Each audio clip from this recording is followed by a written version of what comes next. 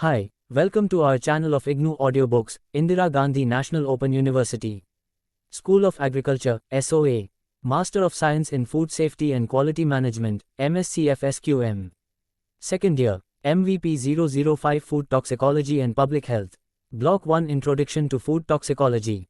Unit 3 Determination of Toxicants in Food and Types of Toxicological Studies, 3.0 Objectives.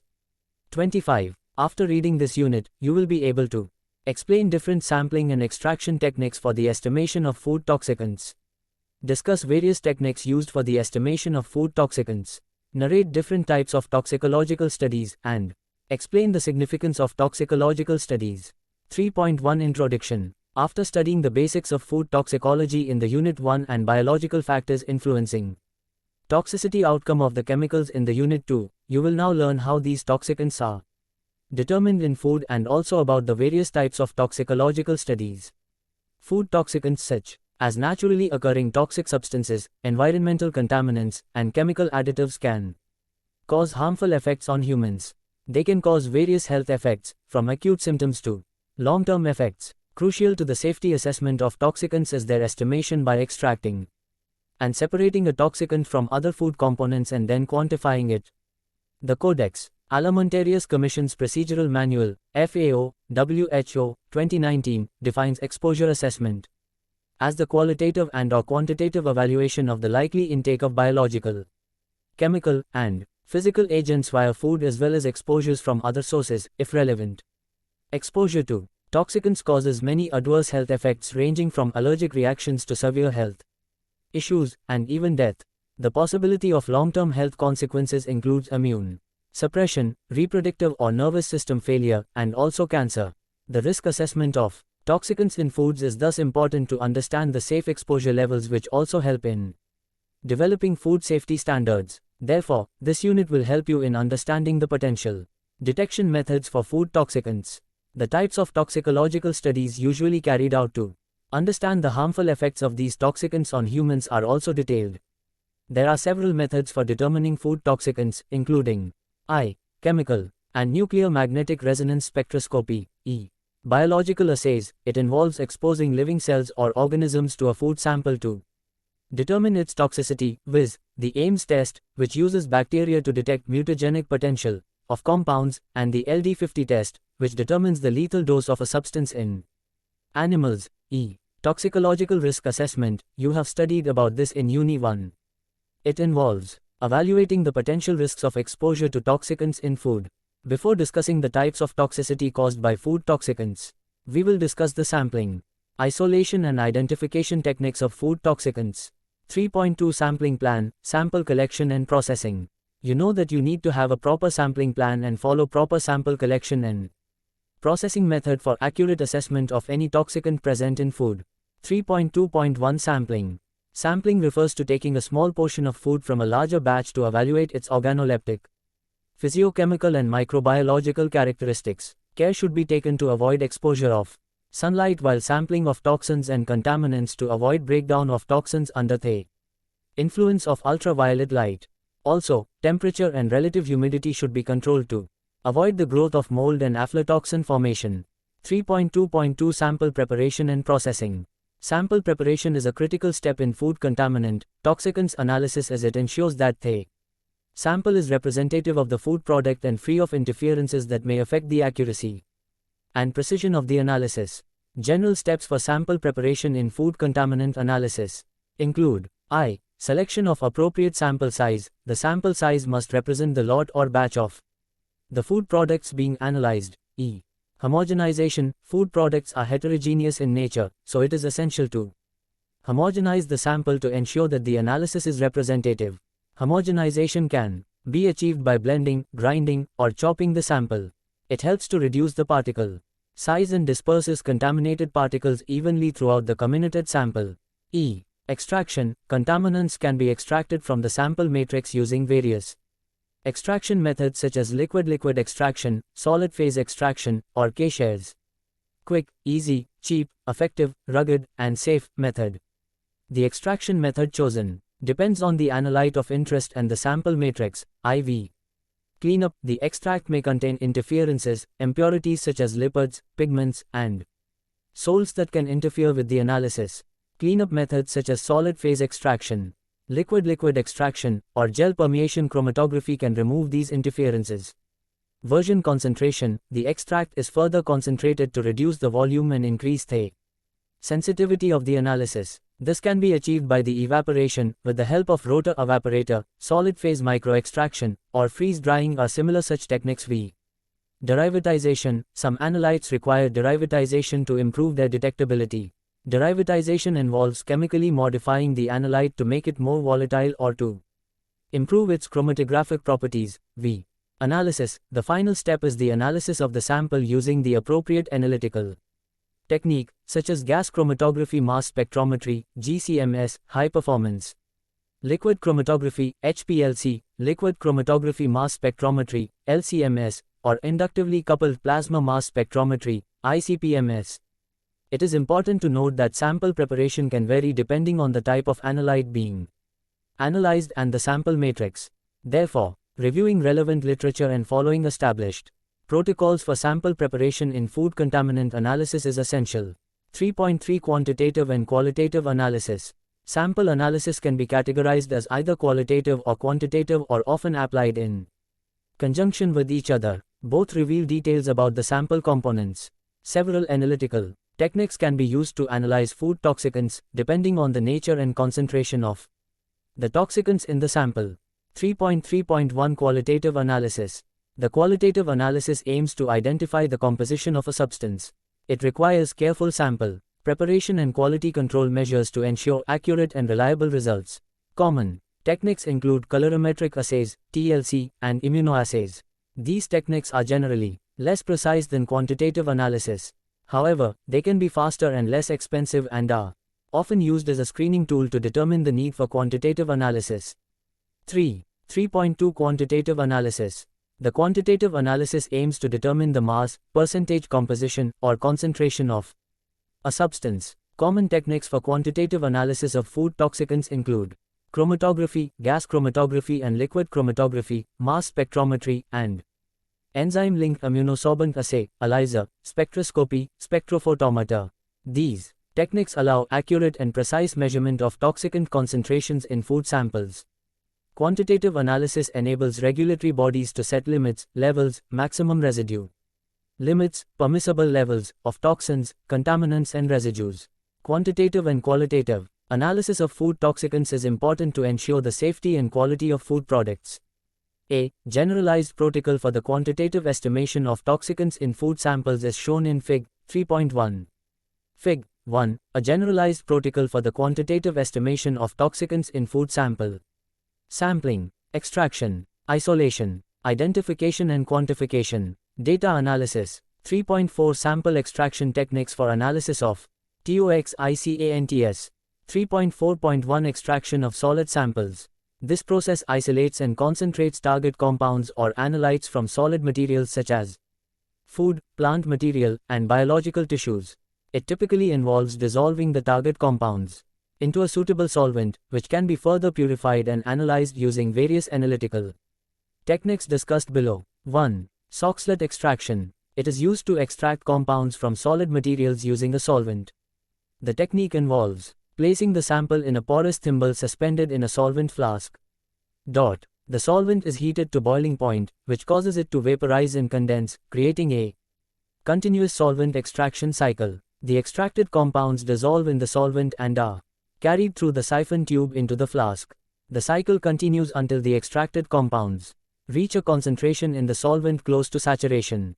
Soxhlet extraction helps extract compounds with limited solubility in a given solvent or present in small quantities in a sample. For example, antioxidants such as BHT or TBHQ are added to foods and may be extracted using the Soxhlet extraction method. 2. Supercritical fluid extraction. Supercritical fluid extraction, SFE, separates and purifies components from a mixture using supercritical fluids, typically carbon dioxide, carbon dioxide, at high pressure and temperature.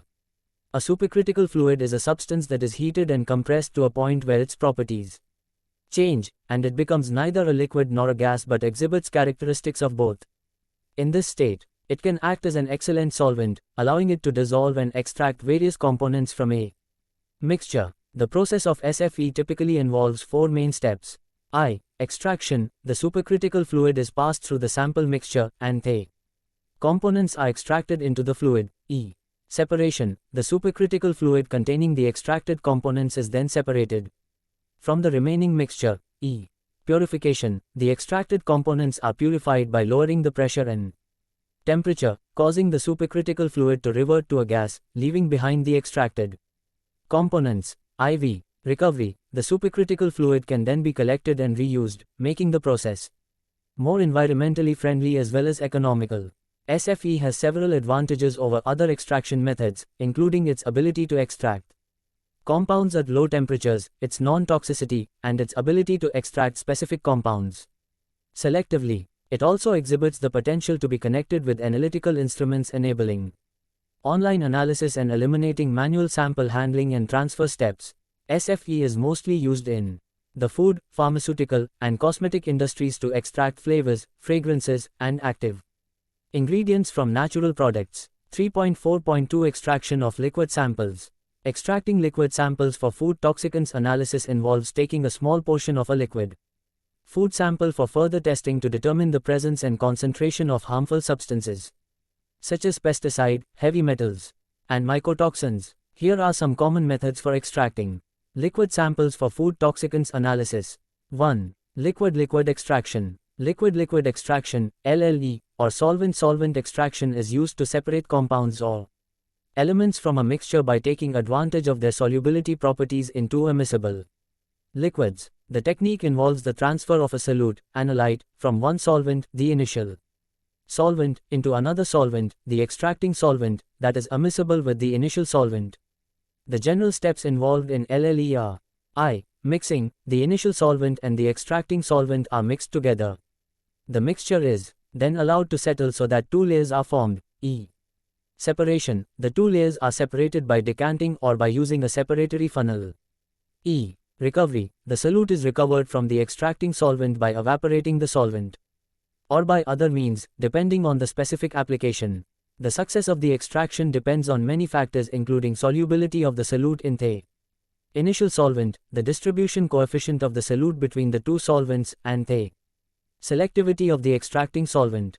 2. Steam distillation. Steam distillation can also extract specific food contaminants, toxicants, such as pesticide and other volatile organic compounds, VOCs. Contaminated food samples are mixed with water and heated. The steam produced carries the VOCs, and the mixture is then condensed, resulting in a purified extract. This extract can then be analyzed for the presence and concentration of contaminants. Steam distillation can be a useful technique for analyzing the level of contaminants in food samples, especially those that are volatile and difficult to detect using other methods. 3. Solid phase extraction. In solid phase extraction, SPE, a sample containing the target compounds is passed through a solid phase material, typically in the form of a cartridge or disc, which selectively retains the target compounds. The most commonly used SPE cartridges contain silica gel, fluorosul, C18, and other materials, phases. The remaining components of the sample are then washed away, leaving the target compounds on the solid phase material. The target compounds can then be eluted using an appropriate solvent, resulting in a purified sample. The choice of solid phase material and elution solvent is critical for achieving optimal separation and purification. The solid phase material should have a strong affinity for the target compounds and a low affinity for interfering compounds. The elution solvent should be selective for the target compounds and compatible with downstream analytical techniques. SPE is more sample and solvent efficient, selective, and flexible due to a wide range of adsorbents available for selection. 3.5 Analytical techniques for the detection of toxicants. Chromatography is generally used for separating and purifying practically all the chemicals. It is simple, efficient, and its wide range of applications exhibits great impact on chemical toxicology. It involves the passage of a mixture through a stationary phase, which separates the individual components based on their interactions with the stationary phase and the mobile phase. The method chosen should be compliant and appropriate for the analyte. Most commonly used chromatographic techniques for the detection of toxicants are discussed below. 3.5.1 Types of chromatography. I. Thin layer chromatography, TLC. TLC is a versatile technique in food toxicology that allows for the separation and analysis of a wide range of compounds, such as pesticide, mycotoxins, food additives, contaminants, and natural constituents. TLC separates and identifies mixtures of non-volatile and semi-volatile compounds based on their physical and chemical properties. In TLC, a thin layer of stationary phase material, such as silica gel or alumina, is coated onto a flat glass, plastic or aluminium plate. The sample extract to be analyzed is applied on the stationary phase layer near the bottom of the plate. The plate is then placed in a container with a solvent, called the mobile phase, that is drawn up the plate by capillary action. As the mobile phase moves up, it carries the sample components along with it, and each component will interact differently with the stationary phase, causing them to separate from each other. After separation, the plate is removed from the container and dried. The separated components can then be visualized under UV light or by spraying the plate with a chemical reagent that reacts with the components. The distance traveled by each component is compared to the distance traveled by a known reference compound to determine the identity of the separate components. TLC method of toxicant determination is limited in generating accurate and quantitative results. However, the use of advanced techniques like fluorodensitometric measurements of TLC spots as well as high-performance TLC, HPTLC, has improved the quantitative analysis of toxins, contaminants, especially aflatoxins in terms of precision and accuracy, e. Gas chromatography, GC or GLC. Gas liquid chromatography, GLC, or gas chromatography, GC, is a powerful analytical technique for separating and analyzing volatile and semi-volatile organic compounds. GC is extensively employed for the analysis of pesticide residues in food, volatile mycotoxins, such as aflatoxins, ochratoxins, and trichothecenes, polycyclic aromatic hydrocarbons, PAHs, associated with grilled or smoked foods, fumigants and contaminants, including volatile heavy metals. Volatile organic compounds, VOCs, from food packaging materials. In GLC, a sample is vaporized and carried through a long, thin column packed with a stationary phase material that interacts with the sample molecules. The column is then heated, and a carrier gas, typically helium or nitrogen, is used to carry the sample through the column. Look at the screen. Fig. 3. A schematic diagram of gas-liquid chromatography instrumentation, source. Evers, 2014. Different compounds interact with the stationary phase material as the sample travels through the column, causing them to separate based on their physical and chemical properties. The separated components are then detected and quantified using a detector, such as a flame ionization detector, thermal conductivity detector, or mass spectrometer, e. High-performance liquid chromatography, HPLC. HPLC is a powerful analytical technique that uses high pressure for separating, identifying, and quantifying components in a mixture. HPLC is commonly employed for the analysis of natural toxins like alkaloids, glycol colloids, saponins, or glycosides, mycotoxins, food additives, veterinary drug residues such as antibiotics, hormones, non-volatile and semi-volatile pesticide and herbicides, food contaminants including acrylamide, polycyclic aromatic hydrocarbons, PAHs, polychlorinated biphenyls, PCBs, and other organic pollutants. In HPLC, a liquid sample is passed through a column packed with a stationary phase material, a fine particulate material such as silica gel, bonded phase silica, or polymer. The sample is injected into the column using a syringe or automated sampler, and a solvent, mobile phase, is pumped through the column under high pressure. As the mobile phase passes through the column, the sample components interact with the stationary phase and are separated based on their physical and chemical properties. The separated components are then detected and quantified by a detector, UV-Vis, spectrophotometer, fluorescence detector, or mass spectrometer. The retention time of each component is recorded and compared to known standards to identify the components. 3.5.2 Spectroscopic, spectrophotometric techniques. I. Atomic absorption spectroscopy, AS. AS is a technique that measures the absorption of light by atoms in the gas phase. It is widely employed for the determination of specific heavy metals, such as lead, Pb, cadmium, Cd, arsenic, as, mercury, Hg, and others, in food samples. In AS, the food sample is digested to release the heavy metals into a solution. The sample is then aspirated into a flame to convert the analyte atoms into free gaseous atoms. Then a specific wavelength of light is passed through the atomized sample. The heavy metal atoms in the gaseous phase absorb light at characteristic wavelengths, resulting in a decrease in the intensity of the transmitted light.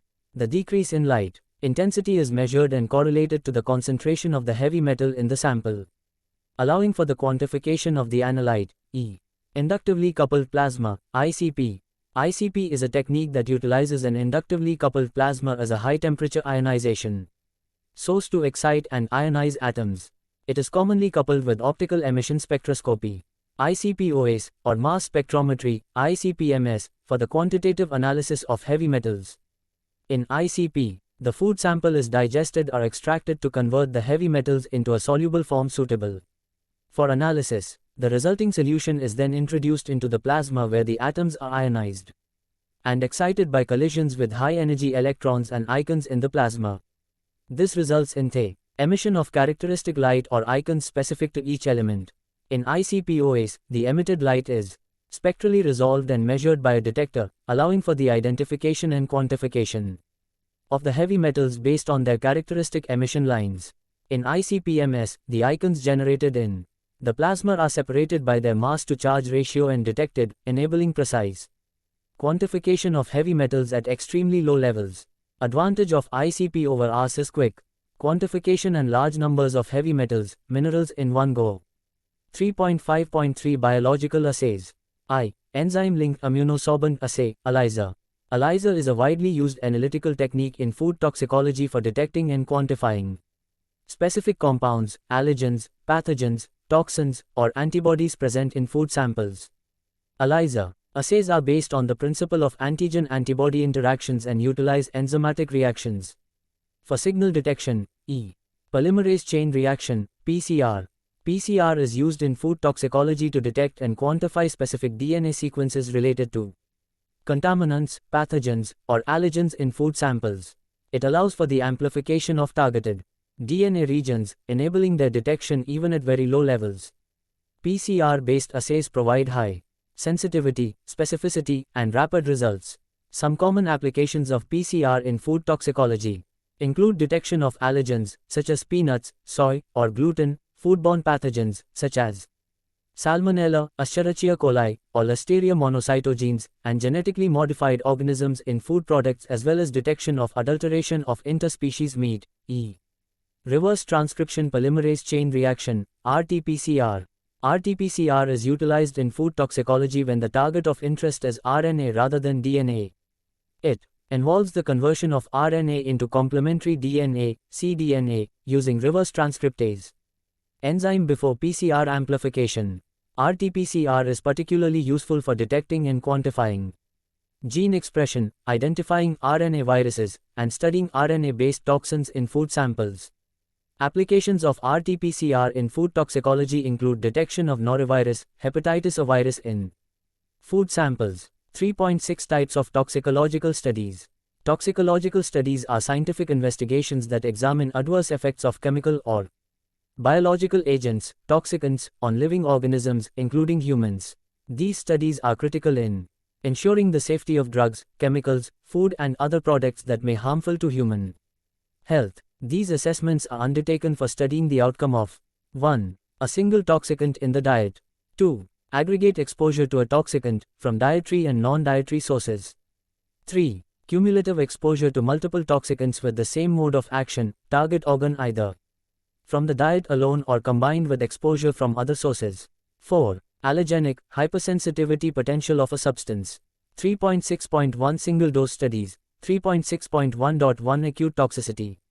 This simplest and most widely used toxicity test gives us information on the short-term, acute adverse effects, mortality or serious toxicological effects, upon administration of a test substance in a single, relatively high, dose or multiple doses through a single day, 24 hours. Since we are studying food toxicology, route of exposure is oral as in dietary exposure. The study design and observations of the acute toxicity tests are discussed in Table 3.1. Objectives. 1. To determine the median lethal dose, LD50. LD50 is the dose of a test substance that is lethal to 50% of the test animals after a single dose is administered. 2. To determine the maximum tolerated dose, MTD, the highest level of a substance in feed that can be administered to an animal without manifestation of any signs of toxicity. 3. To identify potential target organs for toxicity. Table 1, Study Design and Observations of Acute Toxicity Test. Species rats, age 8 to 12 weeks old.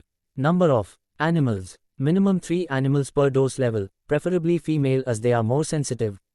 Dosage 3 dose levels are advised.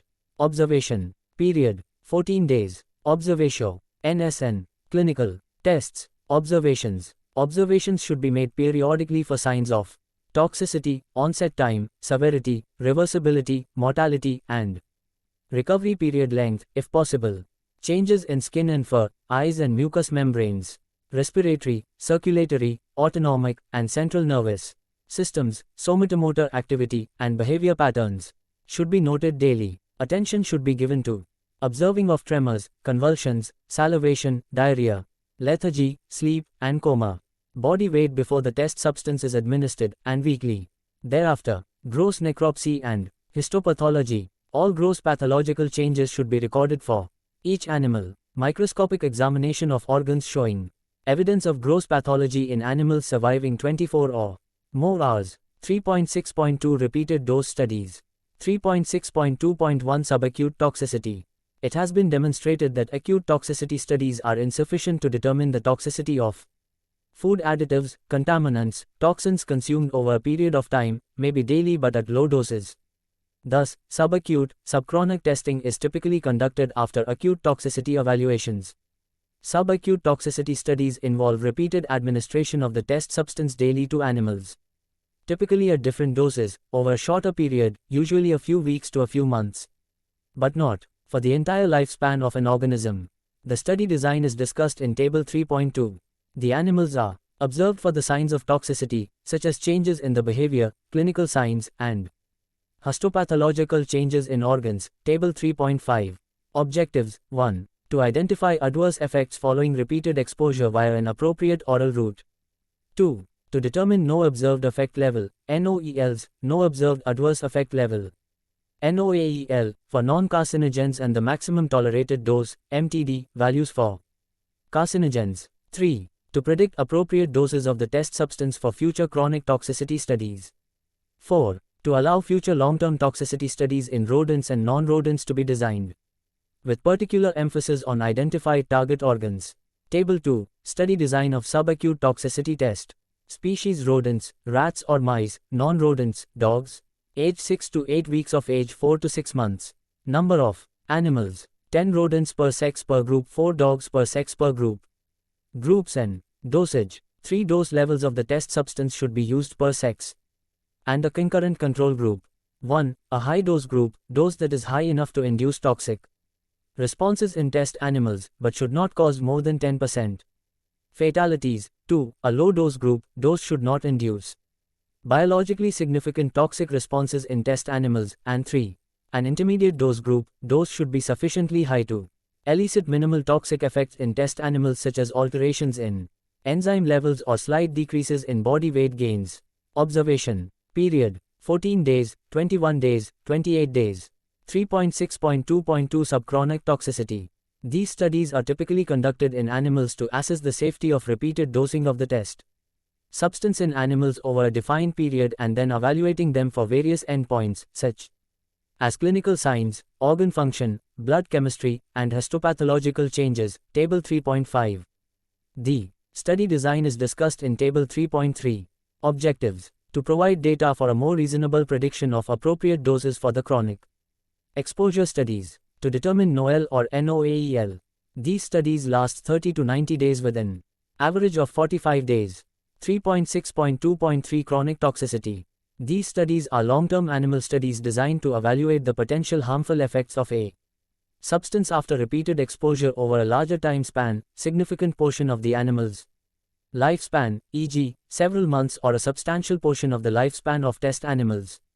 The aim is to understand the adverse effects of a substance when exposed for a long period of time at lower doses. The estimated chronic dietary exposure is then compared with the relevant health-based guidance value, e.g., acceptable daily intake, ADI, for food additives, pesticide residues or veterinary drug residues, tolerable daily intake, TDI, provisional tolerable weekly intake, PTWI, provisional tolerable monthly intake, PTMI, for contaminants. Chronic toxicity studies are important for evaluating the safety of drugs, chemicals, and other substances and observing the animals for signs of toxicity, such as changes in behavior, clinical signs, and histopathological changes in organs. Table 3. 5. The study design is discussed in Table 3.4. The most crucial tests of this kind are reproductive, teratogenic, and carcinogenic toxicity. Objectives: 1. To characterize toxicity of a food ingredient following prolonged and repeated exposure. 2. To evaluate the cumulative toxicity of chemicals. 3. To determine toxicological dose-response relationships needed to establish the maximum dose that produces no adverse effects, i.e., NOEL or NOAEL. 4. To understand carcinogenic potential of a test substance. 5. To understand teratogenic as well as reproductive toxicity potential of a test substance. Table 4. Study design of chronic toxicity studies. Species: rodents, rats, mice, non-rodents, dogs. Age 6 to 8 weeks, 4 to 6 months. Number of animals: 20 rodents per sex per dose group, 4 dogs per sex per dose group. Groups and dosage: 3 dose levels of the test substance should be used per sex and a concurrent control group. Observation period: greater than 90 days to 52 weeks, 1 year, typically lasts for about a year. Table 5. Summary of the observations and clinical indications of subacute, subchronic, and chronic toxicity tests. Tests parameters included: frequency of tests, subacute toxicity studies, subchronic toxicity studies, chronic toxicity studies. Observations: toxic response data by sex and dose level. Daily mortality, morbidity twice daily, with a gap of 6 hours.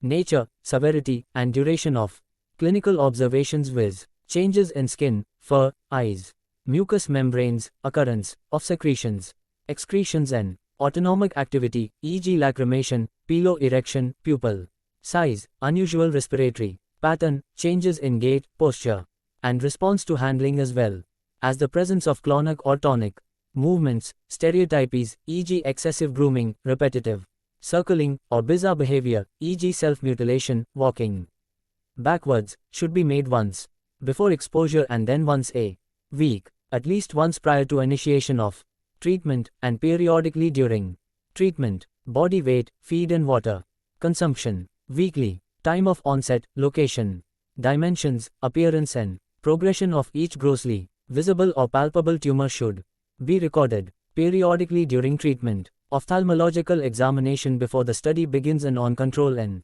high-dose animals at the end of the study.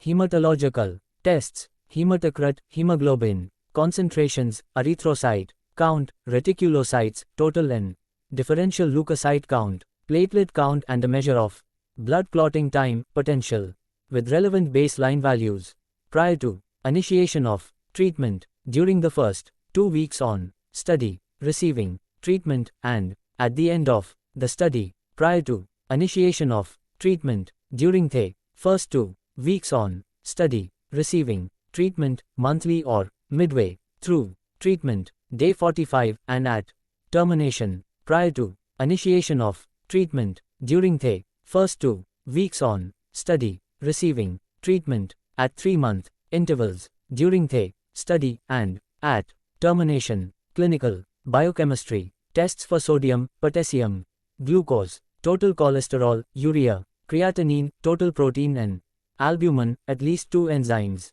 indicative of hepatocellular effects, and bile acids with relevant baseline values. Urinalysis: volume of urine collected, specific gravity, pH, glucose, and protein should be determined, as well as a microscopic evaluation of urine for sediment and presence of blood cells should be conducted during the last week of the study, prior to dosing, at 3-month intervals, and at the end of the study for all animals in the study. Neurotoxicity screening: signs of neurological, behavioral, and physiological dysfunctions, and specific histopathological examination of tissue samples representative of major areas of the brain, spinal cord, and peripheral nervous system. Immunotoxicity screening: elevation or depression in white blood cell (WBC) counts, lymphocytosis and lymphopenia, and eosinophily, total serum protein in combination with an abnormal albumin to globulin (Ag) ratio should be recorded along with abnormalities found during gross and routine histological evaluation of the lymphoid tissues, e.g. spleen, lymph nodes, thymus, gut-associated lymphoid tissue, Pales patches, and bone marrow, and elevated or depressed spleen and thymus weights, organ-to-body weight ratios for the spleen and thymus. Necropsy and microscopic examination. All gross pathological changes should be recorded for each animal and detailed description of all histopathological findings including body weight at euthanasia and organ weight data. 3.6.3 Reproductive toxicity. Reproductive toxicity testing in food toxicology involves various types of tests and assessments that evaluate the potential adverse effects of dietary exposure of chemicals on reproductive health.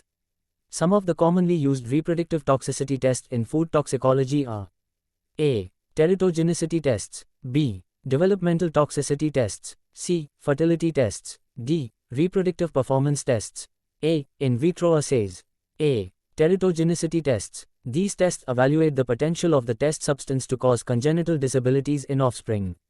When pregnant animals, rats, mice, rabbits, or dogs, are exposed to the test substance during gestation. B. Developmental toxicity tests. Developmental toxicity tests are a type of reproductive toxicity test used to evaluate the test substance's potential to cause developmental delays or impairments in offsprings. C. Fertility tests. Fertility test evaluates the test substance's potential to impair fertility in male or female animals. D. Reproductive performance tests. These tests evaluate potential of a test substance to affect reproductive performance in animals. A. In vitro assays. These tests use cells or tissues in a test tube to evaluate potential reproductive toxicity of a test substance.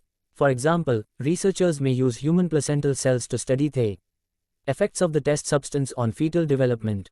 The placenta plays a critical role in fetal development, as it serves as a barrier between the maternal and fetal circulations and provides nutrients and oxygen to the developing fetus. Placental cells can be obtained from donated human placentas or placental cell lines established in the laboratory. 3.6.4 Genetic toxicity. Genetic toxicity studies are laboratory studies, in vitro and in vivo assays, that evaluates potential of a substance to cause damage to the genetic material, such as DNA and RNA, and thereby increasing the risk of mutations and cancer. The results of genetic toxicity studies are used to identify potential hazards and establish safe exposure levels for a test substance. They also provide important information for regulatory agencies, such as the U.S. Environmental Protection Agency, EPA, and the European Chemicals Agency, ECHA, in assessing the safety of the test substance. I. The Ames assay, the Ames test, also known as the bacterial reverse mutation test, BRMT, is widely used for evaluating the mutagenic potential of food additives, contaminants, and other chemicals found in food, drugs, cosmetics, and environment.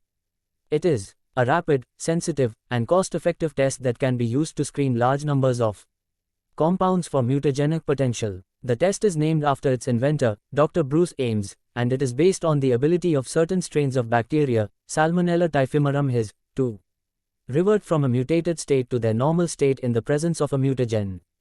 Typhimurium auxotroph, i.e., if a bacterial strain is unable to produce a required nutrient. Test organism in this experiment cannot synthesize amino acid histidine, and thus will not grow unless nutrient is supplied in growth media is used in this test. In vitro mammalian chromosomal aberration test, CA test, it is designed to detect structural breaks, deletions, translocations, and inversions, and numerical changes, loss or gain of chromosomes, in the chromosomes of cultured mammalian cells that may result from the exposure to a test substance. The mouse lymphoma thymidine kinase gene mutation assay, MLA, and in vitro genetic toxicology assay that assesses the potential mutagenicity of chemical substances. The assay is based on the ability of chemicals to induce mutations in the mouse lymphoma cells thymidine kinase, TK, gene. The TK gene is an essential gene involved in the DNA synthesis, and mutations in this gene can lead to uncontrolled cell growth, ultimately resulting in cancer. IV. The mammalian erythrocyte micronucleus test, MN test. In the MN test, animals are exposed to a test substance, and then blood samples are collected and treated to release The erythrocytes, which are then stained to visualize the micronuclei, small nuclei that can form in the erythrocytes due to chromosome damage, to determine structural or numerical changes. 3.7 Absorption, distribution, metabolism, and excretion. ADME studies. Apart from the above discussed toxicological studies, it is necessary to understand how a toxicant move inside the body after ingestion. ADME studies are essential in toxicology to understand the absorption, distribution, metabolization, and excretion of toxicants by the body. It is used to estimate the toxicokinetics of the toxicants. The following are some examples of ADME studies commonly used in food toxicology. I. Absorption studies assess how the body absorbs toxicants after ingestion of food. In vitro models, such as CaCO2 cell culture or intestinal organoids, can be used to determine the permeability of toxicants across the intestinal epithelium. In vivo studies, such as gastric gavage or oral administration of toxicants to animals, can be used to assess the absorption of toxicants from the gastrointestinal tract into the bloodstream. Distribution studies assess how toxicants are distributed throughout the body after absorption. Whether or not toxicant has any predilection, preference, for a specific organ wherein maybe a higher concentration is achieved and thereby higher toxicity of that specific organ system. Radiolabeled toxicants can be administered to animals, and the distribution of the toxicants can be measured using imaging techniques such as autoradiography or positron emission tomography (PET) imaging.